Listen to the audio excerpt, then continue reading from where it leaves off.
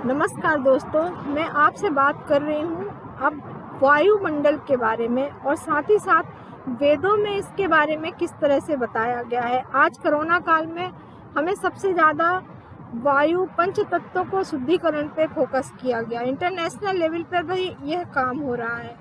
मैं यहाँ आपको यूएसए से बैठ के बताना चाह रही हूँ। यहाँ पर काफ़ी चीज़ें काफ़ी प्योरिटी के साथ दिखाई देती हैं, चाहे वह जल हो, चाहे वह हवा हो।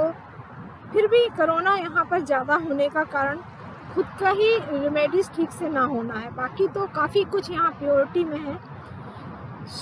वायुमंडल का महत्व स्वच्छ वायु के सेवन से है। हम वेद के मंत्रों से भी इसे जान सकते हैं, जैसे कि कहा गया है वेदों में, अदादो वातिते ग्रहो अमृता निधिता ततो नो देवी जीव से। हे वायु, जो घर में अमृत की निधि रखी हुई इसमें से हमें कुछ अंश प्रदान करें, जिससे हम दीर्घजीवी हों। हम ऑक्सीजन की कमी से जूझ रहे हैं।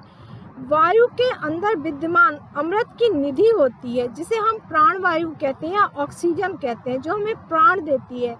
वह हमारे शारीरिक मलों को भी हटाती है। तो हम कहते हैं श्वास लेने में से मनुष्य अल्पजीवी व स्वच्छ वायु में रहने से, मतलब कार्बन डाइऑक्साइड नहीं होगी, तो हमारी जो ऑक्सीजन अधिक मात्रा में लेंगे तो हमें आयु बढ़ेगी। इस तरह से काफ़ी वेदों में, अथर्ववेद में भी कहा गया है कि हम जो सांस लेते हैं उसमें दो वायु चलती है। वह एक फेफड़ों से रक्त के समुद्र तक जाती है, दूसरी फेफड़ों से वायुमंडल की ओर जाती है। इस तरह से हम जो बल प्राप्त करते हैं वह रक्त के शुद्धिकरण से भी जुड़ा हुआ है।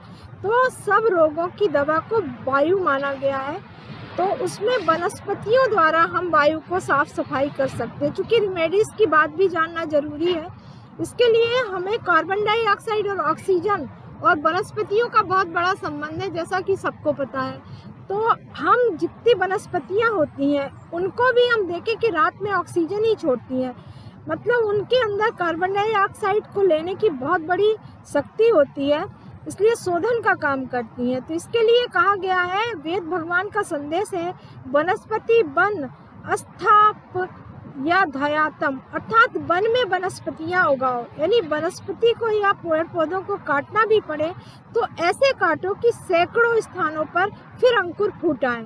तो इस तरह से वेद भी हमारे लिए कहता है कि हम हमेशा अपनी वनस्पतियों को, जो कि मधु उत्पन्न करती है, हमारे लिए लाभदायक है।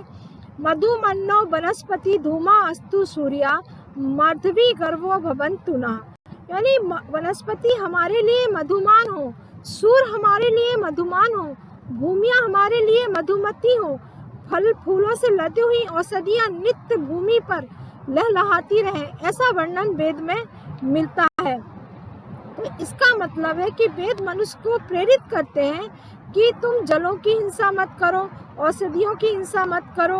आप अगर मतलब आप प्रदूषित कर रहे हैं या नष्ट कर रहे हैं, तो ये हमारी औषधियाँ बहुत जल्दी नष्ट होने से, हमें ऑक्सीजन का लेवल गिरने से, हमारे अंदर प्राणवायु की कमी होने से कोरोना जैसे वायरस अटैक कर सकते हैं।